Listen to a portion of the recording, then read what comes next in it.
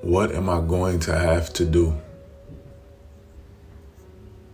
This is a phrase that silently wrecks our peace. I remember I first got the download to teach meditation, and I had not taken one certified class. I had no piece of paper from a government indicating I was fit legally to teach.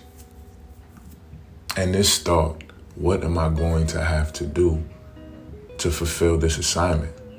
How much school? How many years? How much money? How many loans? All of these future fantasies, fear-invoking, anxiety-invoking future fantasies popped up. And I ignored the download due to these fantasies of what am I going to have to do now? And when I finally pushed through, I realized that Source is my certification, that God is my credential, and that's all I would ever need. And I have taught in hospitals and schools and Fortune 500 companies with CFOs. I've had one of the fastest growing meditation platforms in my community and now globally at large. Just by pushing past what am I going to have to do. So when this thought arises, use it as a check engine light to return to your now, whatever that may be. Your fist gripping the steering wheel, driving home through traffic. Your hands scrubbing suds onto dishes. Your body receiving warm drop after drop from a shower head. Or maybe your laughs with your children. Let life take care of time.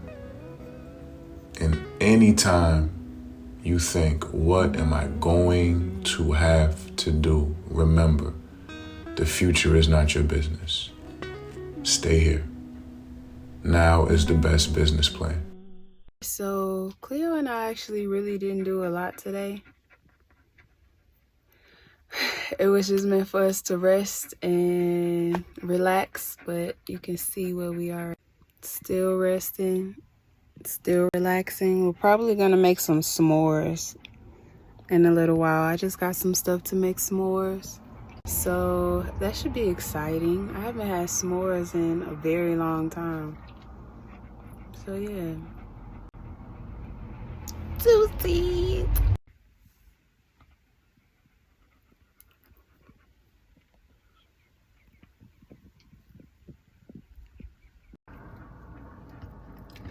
This is how YouTubers do it, right? They like set up their phone while they do other stuff so they can record them doing other stuff. It's so weird doing this right now. I'm used to holding my phone or putting it on the tripod. But I'm making Cleo a Kong. I don't know if I ever told y'all a story how she got into a fight with a jackrabbit. And the jackrabbit came up at our campsite in Joshua Tree and stole her Kong from her. Cleo, calm your nerves.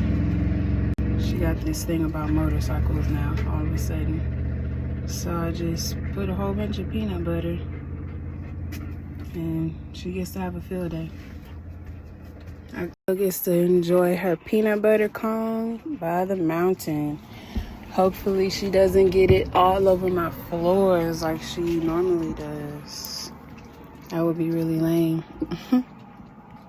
The flies are tearing me up. Like, the flies out here bite. And they worse than mosquitoes. Like, I'm just sitting there itching. Like, they are tearing me up. Leave me alone. I'm not bothering nobody. What is happening? Fucking flies. Like, where did y'all even come from? It's annoying being bit by flies.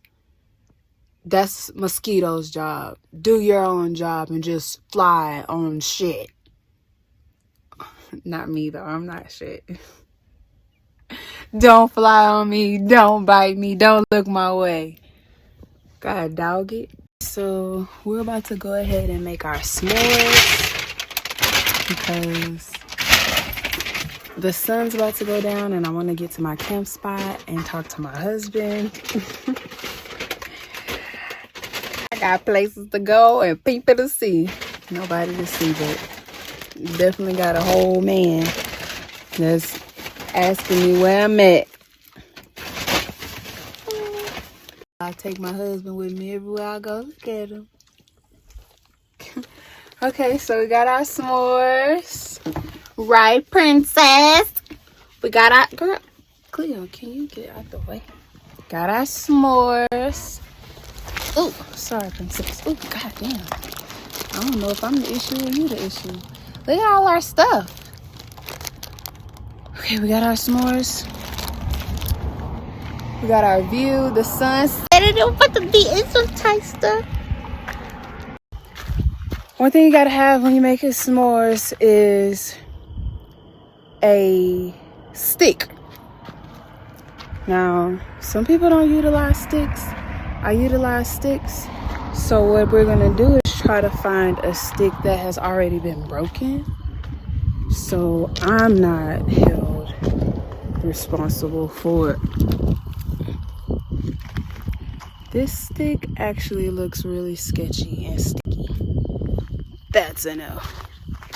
I don't want to break anything, but I do need something that's strong enough to fit the agenda. Girl, what? What's wrong with you? She falling and shit. It's fine, Cleo. I'm right here. I'm just trying to find us found a stick. It's not the biggest or the longest, but it works. It's actually the perfect size. That's what she said. And Cleo's trying to bite the stick. Girl, we need this. We need this. Let it go. Let it go, princess. Let it go. Let it go. Girl, this is for us. No. No, she wanna play. This is for us to have s'mores. You little weirdo, get back. You can't have it. No. I'm gonna put it out here because you tripping. Stop, girl. This stick is, we need this. I'm gonna put it right here. Leave it alone.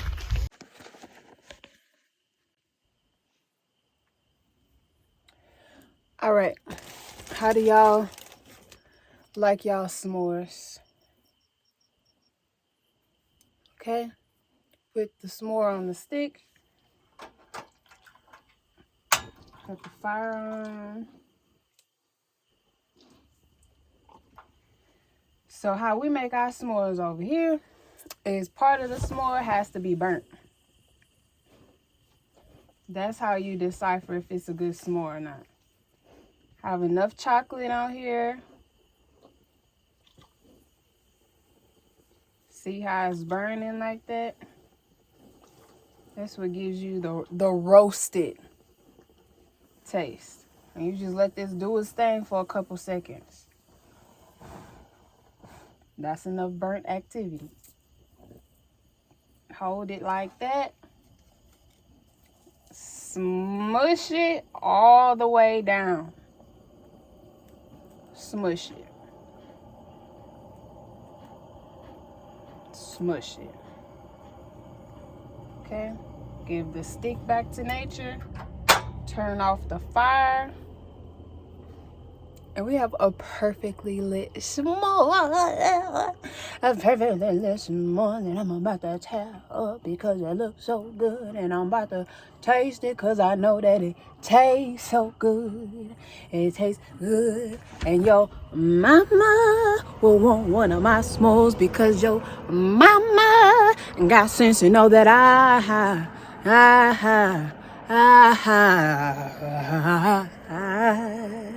know how to make s'mores because I'm a motherfucking G and it's in my blood and this is what I do. I do camping, I do s'mores. I can't cook, but I can make some s'mores, babe.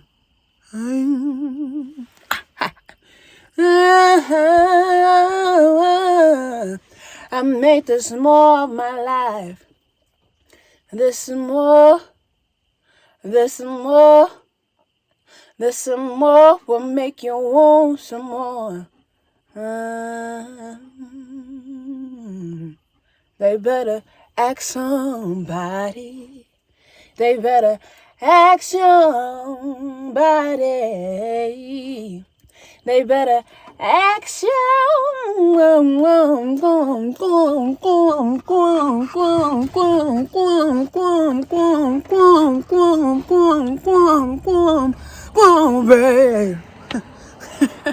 They better ask somebody because my small, I said my smalls, I said my smalls be hitting.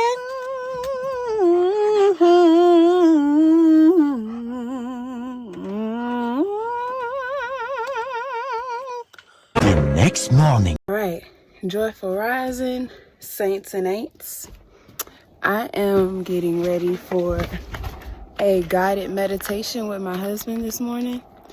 Every Sunday, my husband hosts guided meditation, just so people can recalibrate before the start of their week. You know, he's a meditation instructor, meditation expert. And I've been doing meditation for about 2 years now, and I've mastered how to go within myself.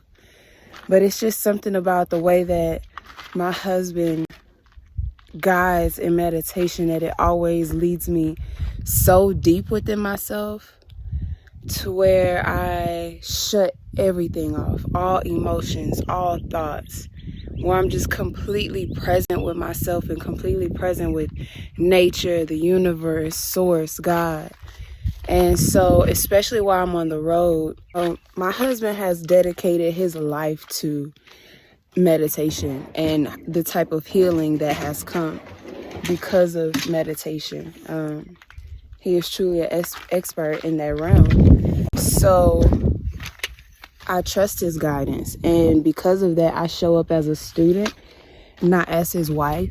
So even though I don't have to, obviously, but I still pay for my tickets to his class. And it is a signal of trust within his guidance. And it's also a sign of true dedication to my practice. You know, spirit and soul can tell when you are not truly dedicated. If you get something for free, you're not going to really take it that seriously. But when you start paying your money for it, you start taking your healing a lot seriously. Whoa.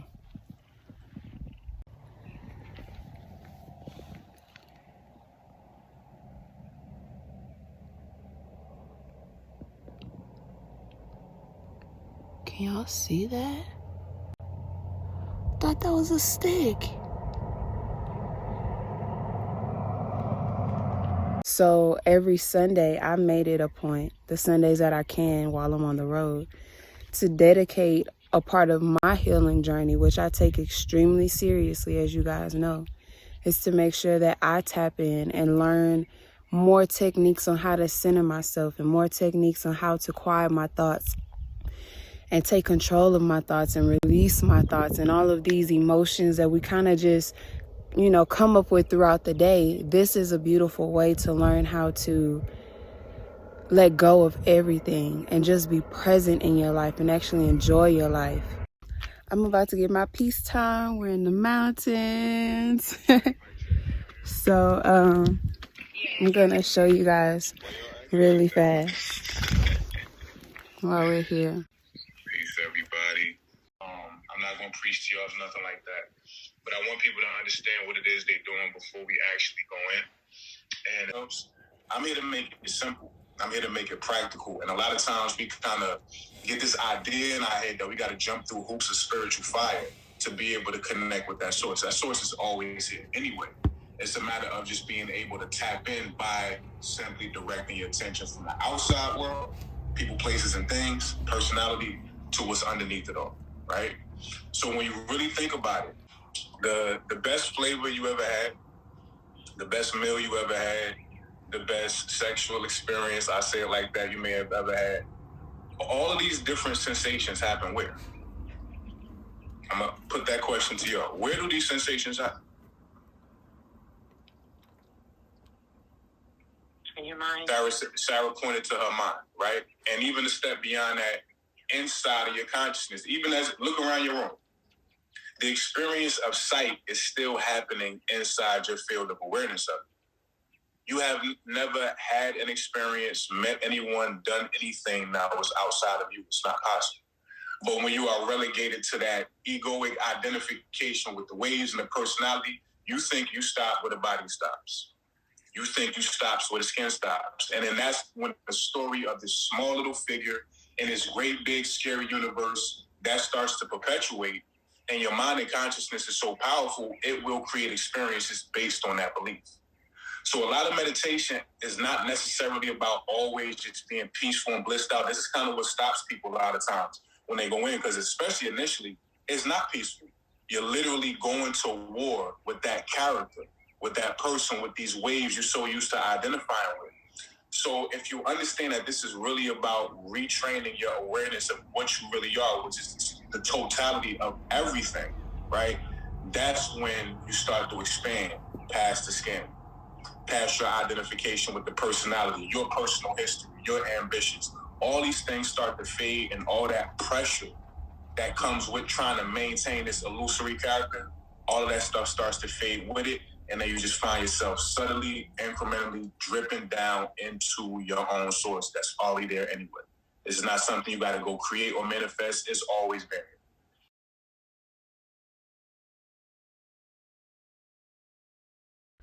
here. All right, just finished meditation with my husband and all of the beautiful people who chose to join in and be a part of.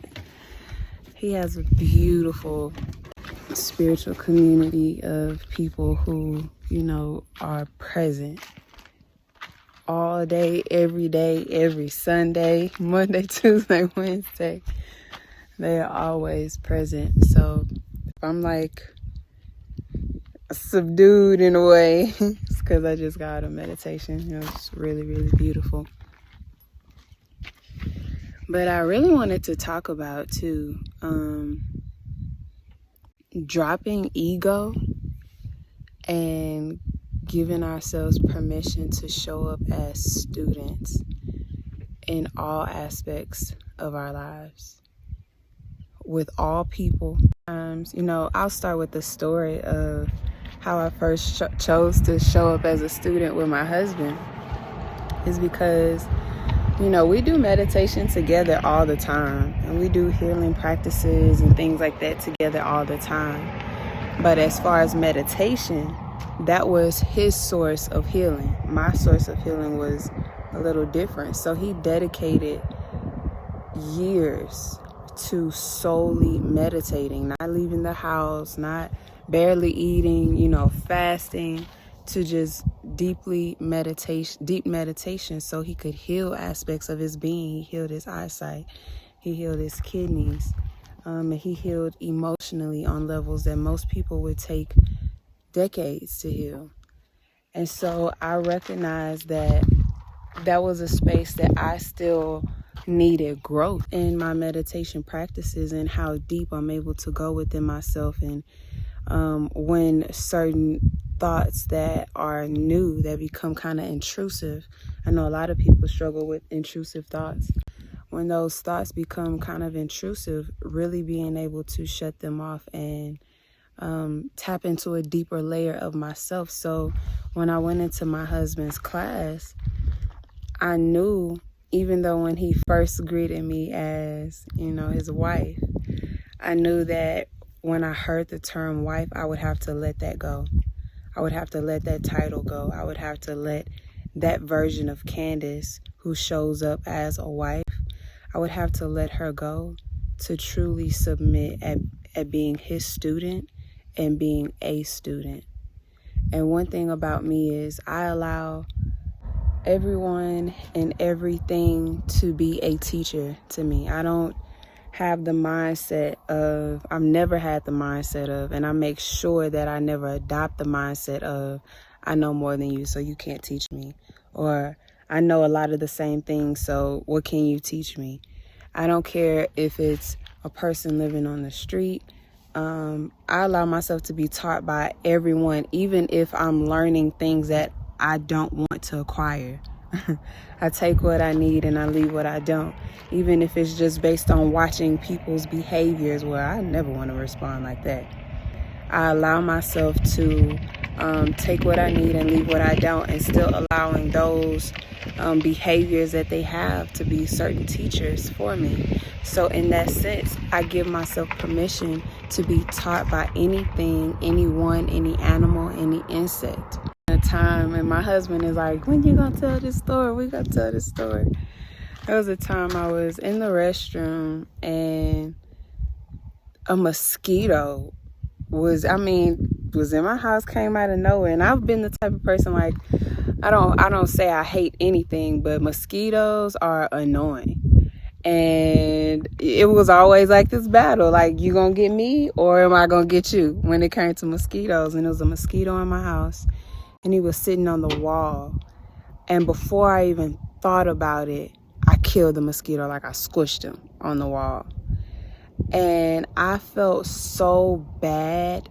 Instantly, I broke down crying, because what I saw in myself is that I was living in a state of survival. I was living in a state of, I have to get you before you get me. And I've never adopted that mindset, I have to get you before you get me. I've never even displayed those behaviors that I was conscious of until that moment where I was unprovoked.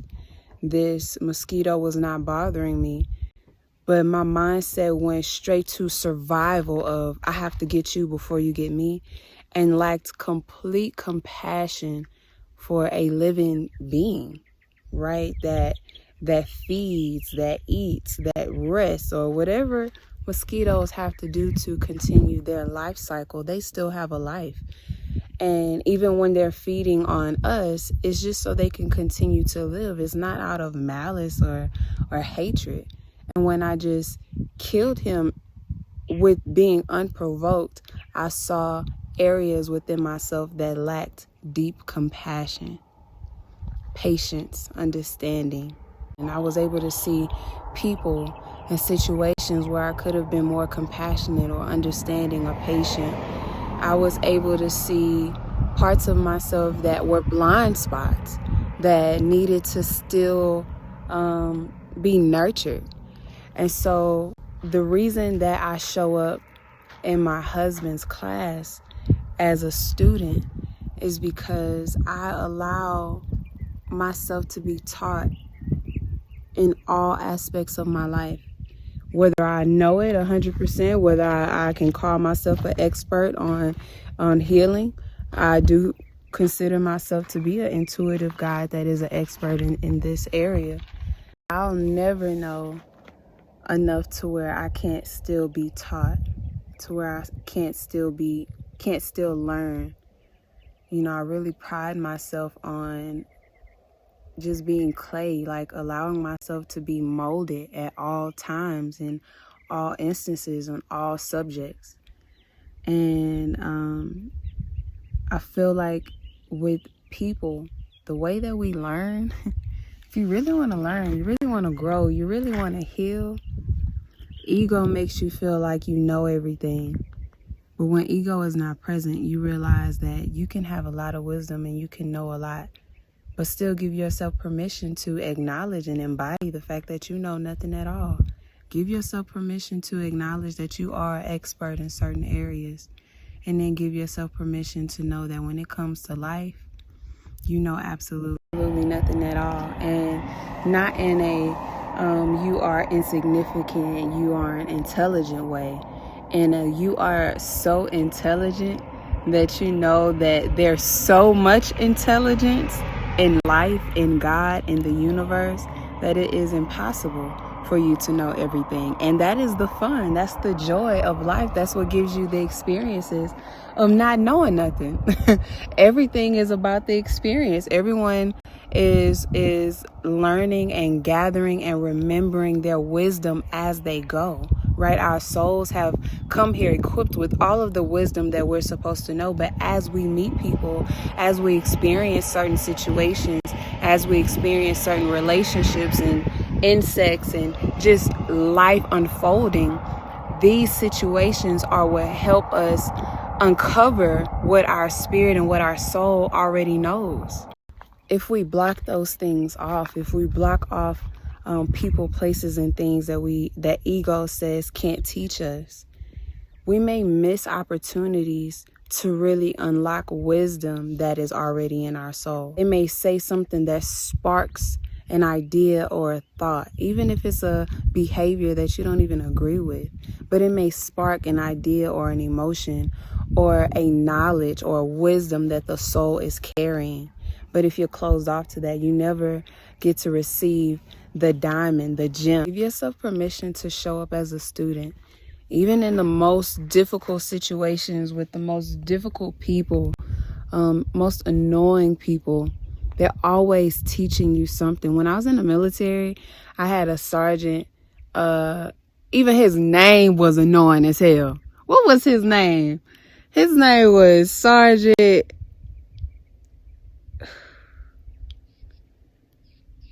I can't remember his name, but even his fucking name was annoying. And I couldn't stand him, and he couldn't stand me. I think his name was like Sergeant Frumpkin or something like that. I can't remember, but it was annoying.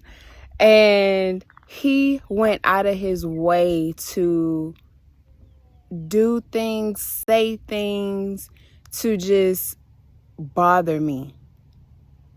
And it was intentional, because at some point I had to make a report on him.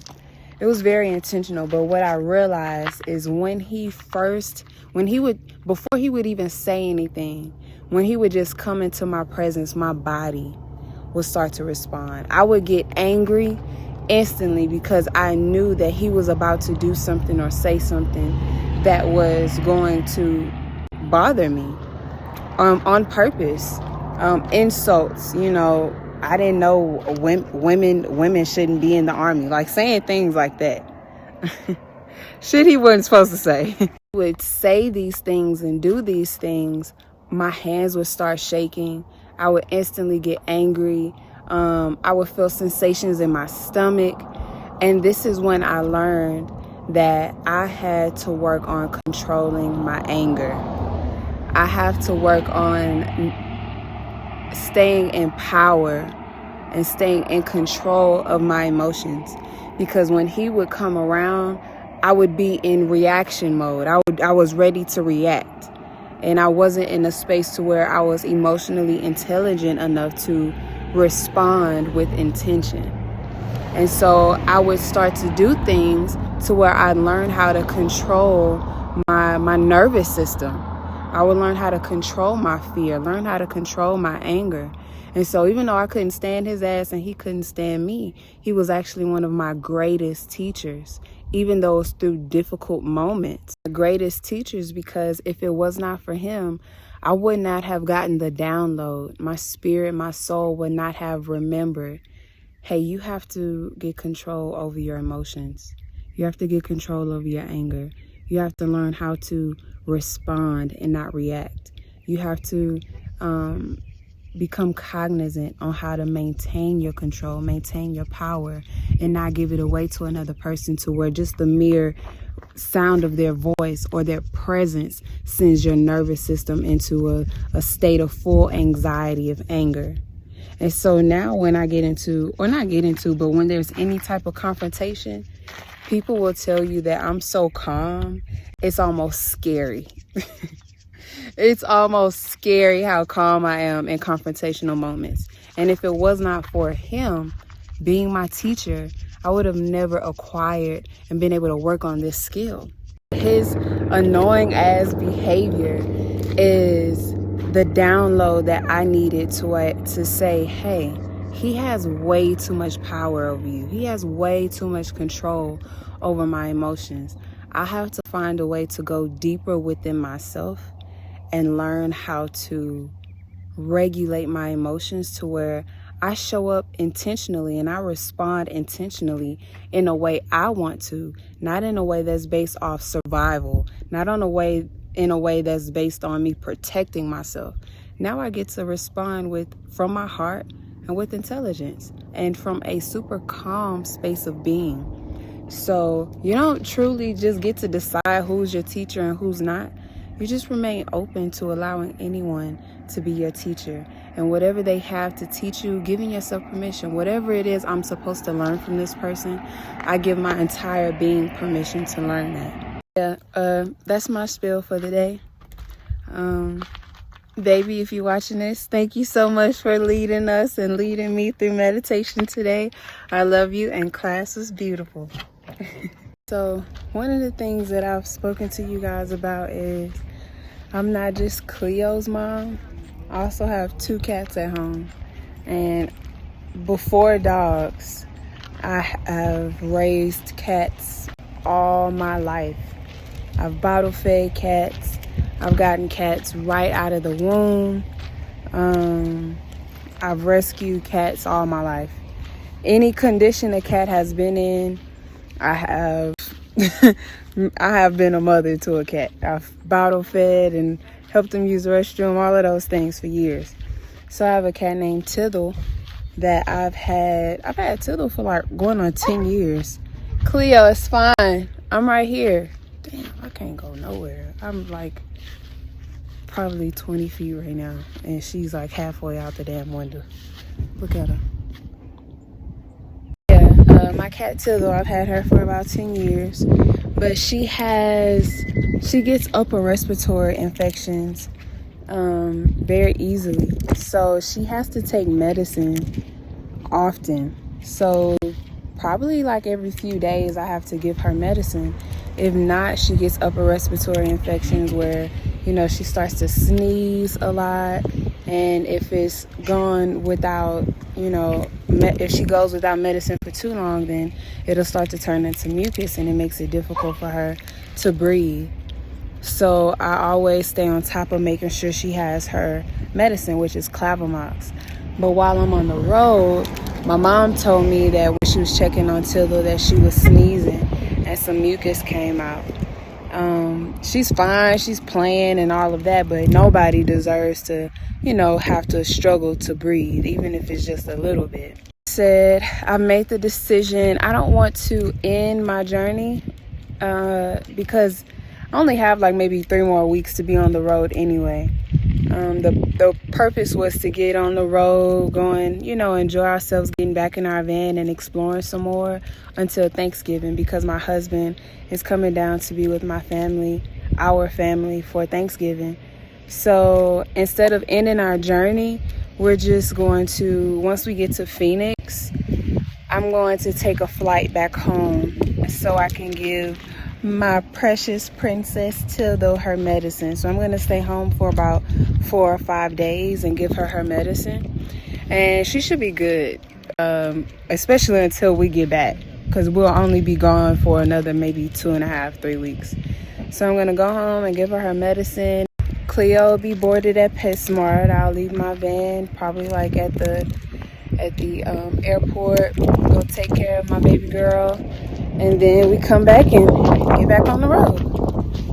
So one thing about me when it comes to animals, listen, I do not play about my animals. I don't play about other people's animals, and I sure don't play about mine. If all I have to do is take a flight out for a few days, 5 days, to make sure my baby cat is taken care of, make sure she has her medicine.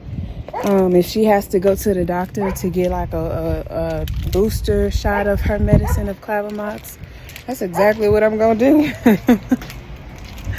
So yeah, that'll be cool for y'all to experience. So yeah, not only will you guys be able to travel with me, They also be able to meet too, though. And I don't think y'all ever met my mama before. Y'all will be able to meet my mom too. So, a brief intermission to experiencing our journey on the road, but more of the realness of what my life actually looks like. Y'all will be able to experience that too.